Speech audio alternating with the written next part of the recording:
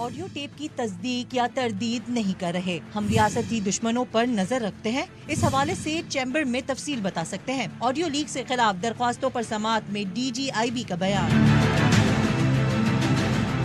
اسلام آباد high court میں justice Babar ستار نے سماعت کی۔ DGIB اسد اللہ نے کہا، امریکہ، برطانیہ اور جرمنی میں بھی آڈیو لیکس کے واقعات ہوتے ہیں۔ ایسی ڈیوائسز موجود ہیں جن سے یہ سب کرنا آسانی سے ممکن ہے۔ PTA وکیل عرفان قادر نے اعتراف کیا کہ PTA کی جانب سے لیگل انٹرسیپشن موجود ہے۔ جسٹس بابر ستار نے استفسار کیا کہ پہلے تو PTA نے کہا تھا کوئی لیگل انٹرسیپشن نہیں، پھر تو PTA کو پہلے جمع کرایا جواب واپس لے لینا چاہیے۔ PTA یہ پوزیشن لے کر کیوں خود کو شرمندہ کر رہا ہے؟ وکیل عرفان قادر نے کہا، وفاقی حکومت قانون کے مطابق اجازت دیتی ہے۔ عدالت نے سوال کیا، وفاقی حکومت تو کہہ رہی ہے کہ انہوں نے آج تک کسی کو اجازت نہیں دی۔ جسٹس بابر ستار نے استفسار کیا کہ ریاست شہریوں کی پرائیویسی کے تحفظ کے لیے کیا کر رہی ہے؟ کیا ٹیلی کام آپریٹر فون ٹیپنگ کی اجازت دے رہے ہیں؟ کیا کوئی فریم ورک ہے؟ کس قانون کے تحت انہوں نے ریاست کو سہولت فراہم کی ہے؟ ریاست یہ پوزیشن لے رہی ہے کہ کوئی لیگل اتھارٹی نہیں۔ بشرا بی بی کے وکیل سردار لطیف کھوسا نے کہا کہ ہماری آڈیو جو لیک ہوئی وہ اوریجنل تھی۔ یہ